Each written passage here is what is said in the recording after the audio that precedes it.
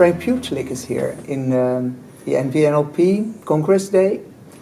It is 2015, and I'm Angelique, and I have the privilege to interview you.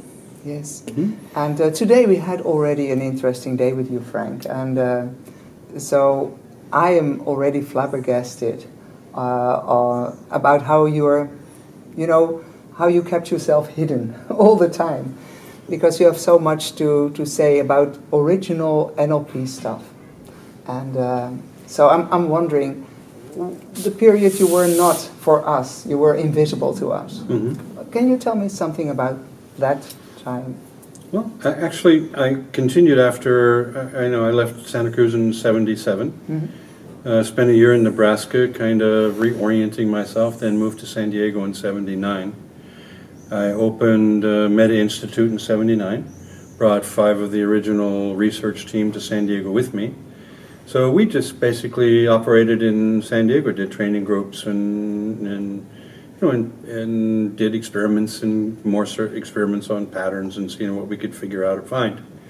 So after that, I moved to Oklahoma. I did that until 81, actually, yeah. And then I moved to Oklahoma. And I moved Meta Institute to Oklahoma. And actually, that was when I started Meta International. And I worked in Oklahoma all through the Midwestern United States, Oklahoma, Nebraska, Kansas, in that area. Taught NLP, taught whatever, just never got on the international level. And then when I moved to Russia, I did the same thing. I basically stayed local. Yeah, and obviously you say meta, everything is meta, because meta was originally the name of NLP, yeah. Of NLP, and you even now want to talk about meta rather than about NLP.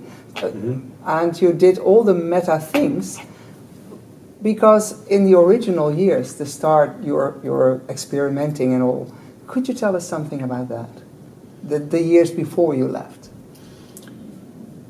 We had 6 great years, from early 71 until kind of the beginning of 77. Yeah, because you told us that today in this room, mm-hmm. how it all went. You were already with Richard, busy doing Richard Gestalt. And I were teaching Gestalt at the University of California in mm-hmm. 71. And that's about the time that a new linguistics professor showed up named Grinder. And after 6-8 months of him being there and Richard basically asking him to come and observe our work to see if there was something else we could find, something else we could figure out, John finally agreed to come. He observed, he watched, and over the period of 6 months or so, we became a threesome. We kind of got together and we started recognizing that we were talking about some things that were really interesting and important. Little by little, graduate students joined the conversations at first, and then we realized after another 6 months or so that we actually had a group that was basically studying the patterns of different great... Actually, in the beginning, we were more studying the patterns to make the modeling skills, the modeling meta model, rep systems, and so forth. And it was because after we had some of those models built, and maybe in 72, even into early 73, that we started going out to use the models to measure the skills of some of the top professionals that we could find, Virginia, Milton, and so forth. Milton was later, but we started with Fritz because we had access. Yeah. And then Bob Spitzer knew Virginia, so he arranged access to Virginia. Bob Spitzer owned the land actually John lived there for a while, Richard lived there for a while. I never lived there, but I spent a lot of time there. And Richard lived there when he was working as a warehouseman for Science and Behavior Books. Basically, I think that property was purchased by Science and Behavior Books. I see. To be used as a warehousing and shipping facility. I don't know why Bob bought that land, but it was beautiful land. Maybe he bought it to end up retiring there or something, I don't know.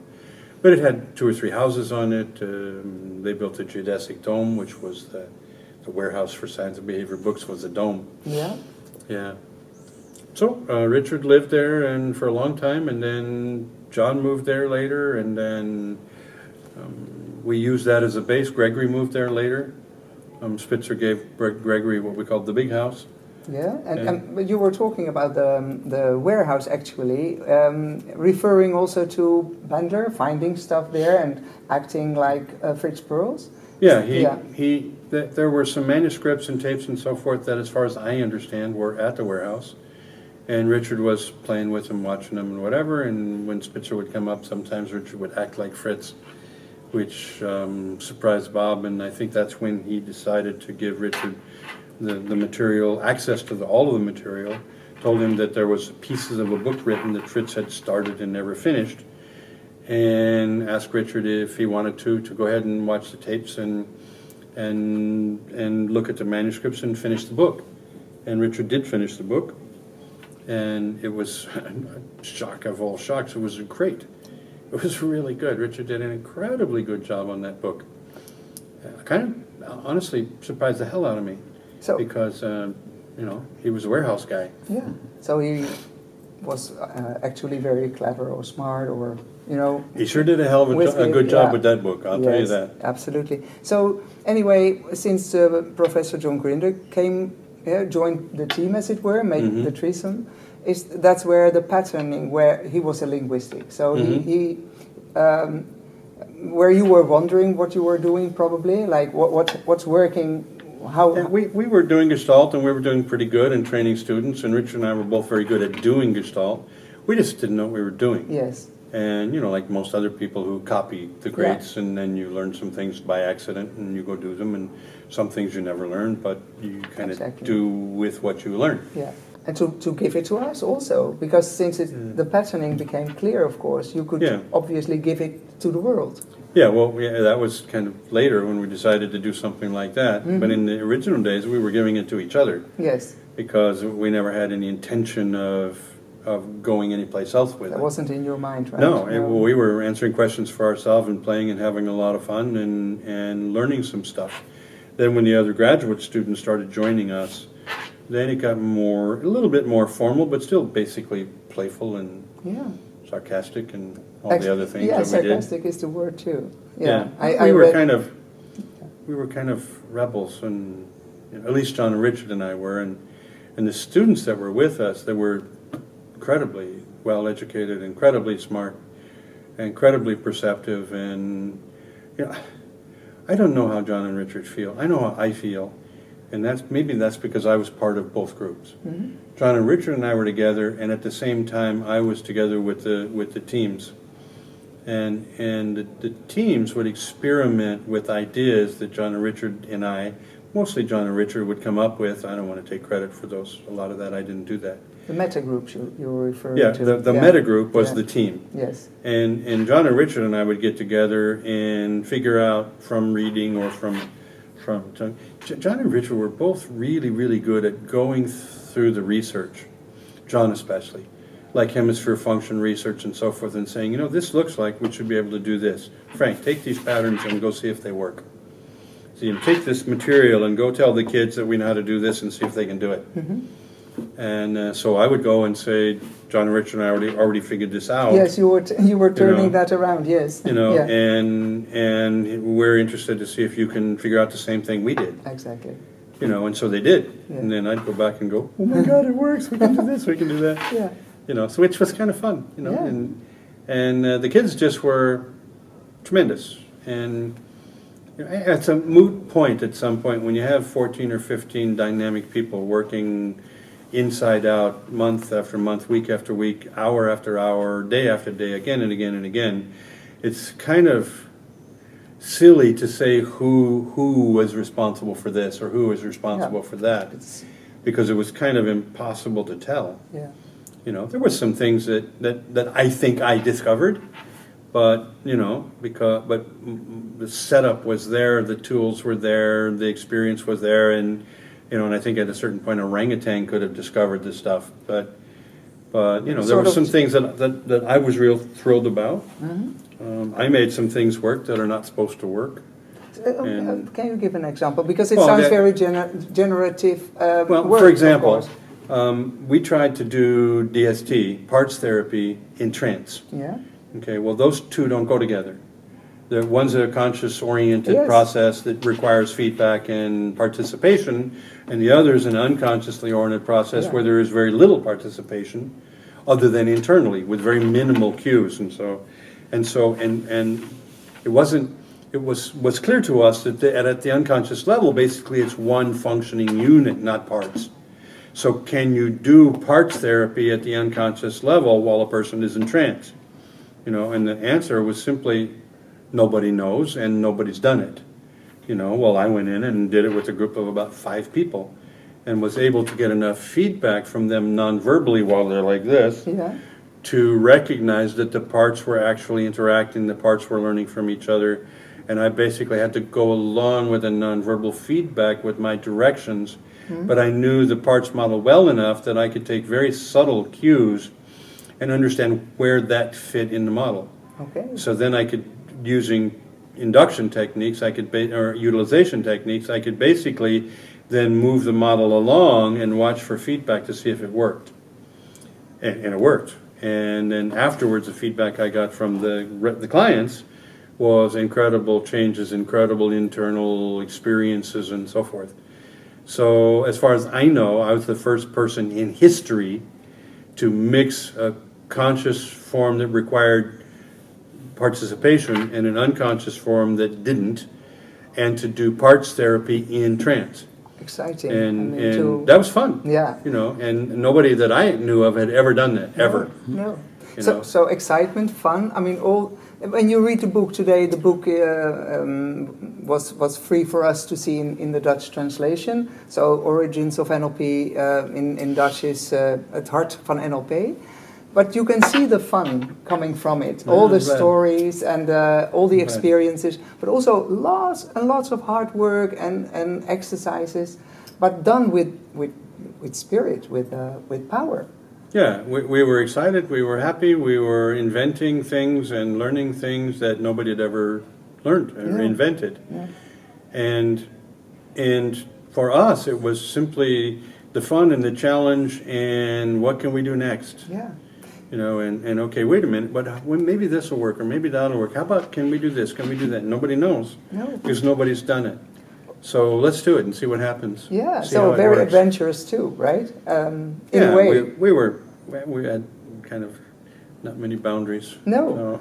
Oh, but you told us also, all coming back many from more war. ways than that, Yeah. Yeah. But somehow during this day, it became clear to me that you took that state of mind with you to your work, which you are doing now. I mean, I hear your invitation to all of us to, sort of participate in what you expect to go on in Ukraine with the war and all going on. But you have the same state of mind somehow. It appears to me. Yeah, I'm not sure what you mean, but as far as I'm concerned, there's a need, there's a situation, and I know how to do it. And I live in that country, so I'm obligated to step in and do what I know how to do. Yes, and of course I was very vague in my choice of words, but what I meant to say is that adventurous is maybe different now because you know what to do, but you still are very creative in thinking. Like we need to do that, so we'll do that, which has never been done before too. You're inviting. If we accomplish this task in the Yes. Ukraine, that will be the first time that a That's what country I has mean. been able to avert a disaster. And the tragic part and the important part is that in the Ukraine, the potential disaster is far worse than it's ever been in any other country. So it's already incredibly damaged America. It's damaged England. It's damaged France. It's damaged most of the Arab world. And now coming in Ukraine is a situation that is far more potentially damaging to the country, including the possible dissolution of the country totally. And that's coming. Yes. Unless we figure out how to stop it. And for me, that simply means that it's time to go to work. Yeah. you know, and I have no doubt in my mind that I can stop this disaster. Yeah. None. Exactly. And as you have no doubt in your mind to stop, addiction, which you did a very impressive job of too. Yeah. Yeah. Thank you. Using NLP for that. Using NLP, Yeah. using 5 different models that nobody had ever put together. No. And it just, I think I came out of all these years of NLP and the years of war and all that bit simply with the understanding that if something needs to happen, I can figure out how to do it. Yeah. It's just a matter of sit down, take the facts, take the goal, think of the steps. What do you need? What's going to do this? What's going to do that? And if something's missing, I call somebody that's a friend of mine who I think knows how to do something like that. I ask them how to do that. They tell me how to do it. Then I do it, and then I add that, and then But the question is never. The question is never, are we going to get to the goal? The question is how. Yes, how do we get to the goal? Yeah.